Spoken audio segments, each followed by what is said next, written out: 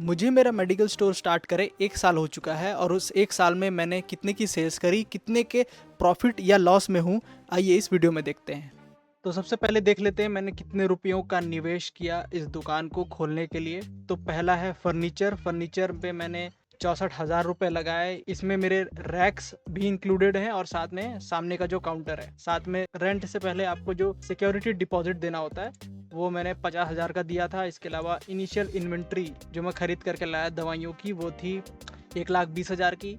इसके अलावा फ्रिज मुझे पड़ा 35,000 रुपये का। सीसीटीवी का इंस्टॉलेशन था 3,500 रुपये का। और साथ ही डॉक्यूमेंटेशन जो लाइसेंस वगैरह लगता है उस पे मेरे 60,000 रुपये लग गए। अब इतने क्यों लगे वो आप ही मुझे कमेंट में बताना। तो टोटल खर्चा आ गया 3,32,500 रुपये का। इससे थोड़ा ज़्यादा ही आया था लेकिन वो मैं काउंट करना भूल गया। तो अब हम देखते हैं कि मंथ बाय मंथ हमने कितने की सेल करी। इसमें आप देखेंगे कि पहला मंथ हमारा फरवरी का है। क्यों है? क्योंकि फरवरी में ही दुकान शुरू किया था मैंने और जनवरी पे एंड होगा क्योंकि हमें उसको 12 महीने करना था। इसमें भी आप देखोगे कि फरवरी के 23 तारीख को हमारा दुकान खुला था। तो इसीलिए फरवरी में कुछ खास रेवेन्यू नहीं होगा, कोई खास सेल्स नहीं होगी अपनी। तो आपको मैं दिखा दूं यहाँ पे।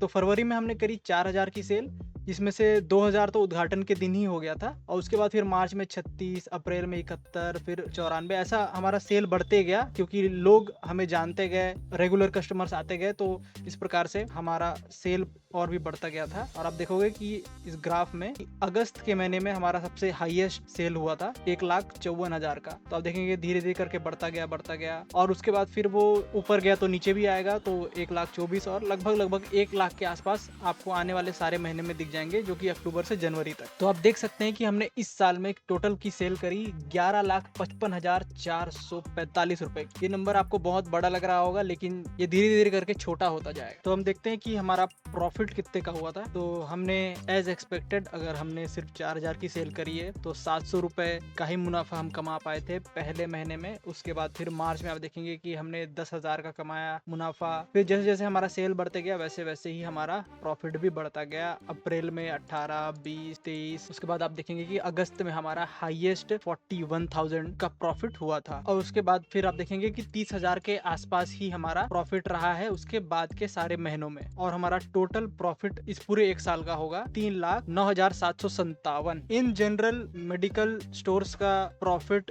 20 से 22% ही होता है, लेकिन धन्यवाद हो जेनरिक दवाइयों का, मेरा प्रॉफिट उससे थोड़ा ज्यादा ही है।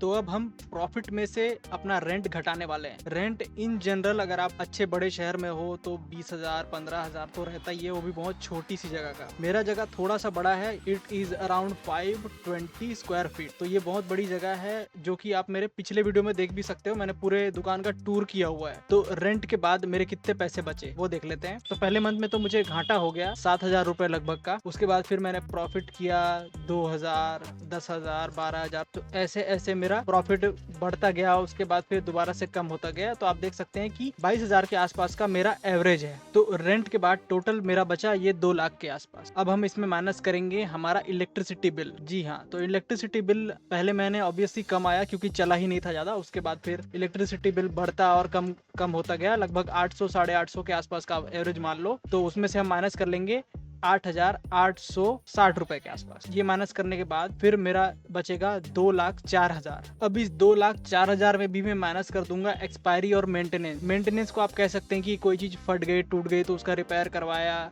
इसके अलावा मेरा गैस जो मैं स्कूटी यूज करता हूँ उन सबको अगर आप घटा दें तो मेरा बचता है इतना। तो 17,000 और माइनस कर दिया तो 1 लाख तो 1,87,000 के आसपास का मेरा नेट प्रॉफिट बचता है। ये जो मैं सॉफ्टवेयर अभी यूज कर रहा हूँ जिससे मैंने आपको मेरा प्रॉफिट दिखाया, इस सॉफ्टवेयर का नाम है गूगल शीट्स। अगर आप भी मेरी तरह एक फार्मासिस्ट हो या फिर आप मेडिकल स्टोर खोलने की सोच रहे हो तो आप फ्री में इस सॉफ्टवेयर को यूज कर सकते हो अपने सारे सेल्स करने के लिए, अपने सारे ऑर्डर्स देने के लिए। अब मैंने इसका एक ऑर्डर बुक बनाया हुआ है जो कि डिस्क्रिप्शन में आप फ्री में डाउनलोड कर सकते हो। उसके लिए जब आप उस लिंक को क्लिक करेंगे तो वो कुछ ऐसा खुलेगा।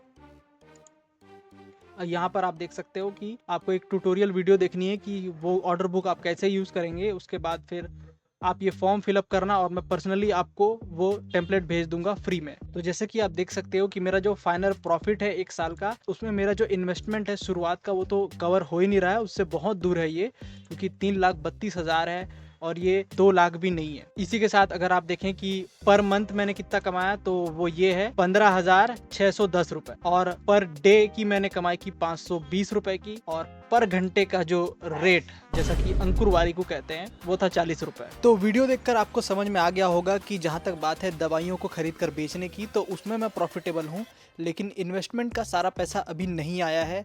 हो सकता है वापस आने में 5 साल भी लग जाएं, और शायद मैं एक स्टाफ मेंबर भी हायर कर सकूं। साथ ही मुझे रोलिंग मनी भी मेंटेन करके रखना पड़ता है। रोलिंग मनी वो मनी होता है, वो कैश रिजर्व्स होते हैं आपके, जिनका यूज़ करके आप और भी स्टॉक अपना भरते हो। तो अंत में मैं आपको यही कहना चाहूँगा कि हर बिजनेस की तरह फार्मेसी रिटेल बिजनेस को भी आपको समय देना पड़ेगा, तभी आप इसमें अच्छा प्रॉफिट कमा सकते हो। My name is Ashish and thank you so much for watching.